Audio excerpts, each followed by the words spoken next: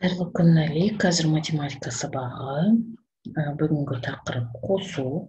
Бір таңбалы санды 9 санына қосу. Ол үшін мына мысалға назар аударайық. Тақырыпты түсіндіру үшін. 9 қосу 8 алайық. Енді мына жерде біз көріп тұрмыз 9 санын. 9 санын біз бір ондыққа дейін қанша жетіспейтінін қарайық.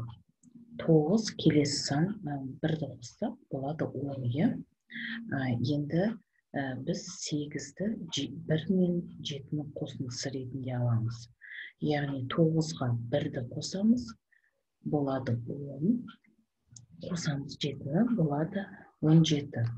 Біз неге олай алып тұрмыз? Өйткені біз 9 санын 10-ға дейін қосып, қалған санды қосқан кезде біздің есебіміз оңай әрі тез шығаруға мүмкіндік береді. Яғни дөңгелетіп аламыз санды. Енді мына жердегі мысалдарға назар аударайық.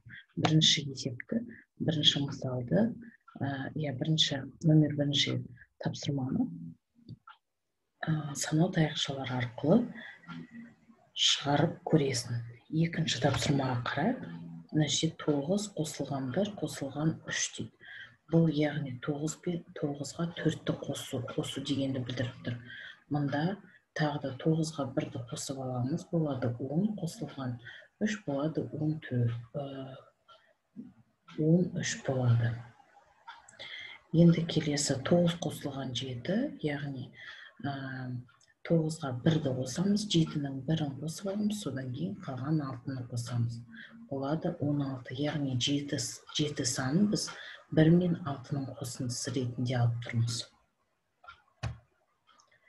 Енді мына жердегі мысалға назар аударайық. 9 қосылған 3, яғни 9-ға 1-ді қосып аламыз, 10-ға айналдырып аламыз. Дөңгелек санға қосамыз, қалған 2-ні. Яғни 3-ті біз мұнда 1 мен 2-нің қосындысы ретінде алып тұрмыз.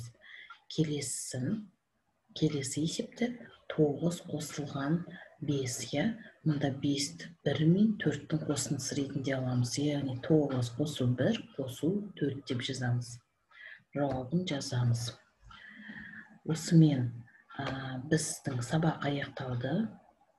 Біздің өткен тақырып бойынша барлығы түсінікті деп ойлаймын. Келесі сабақта кездескенше сау бол, Әли.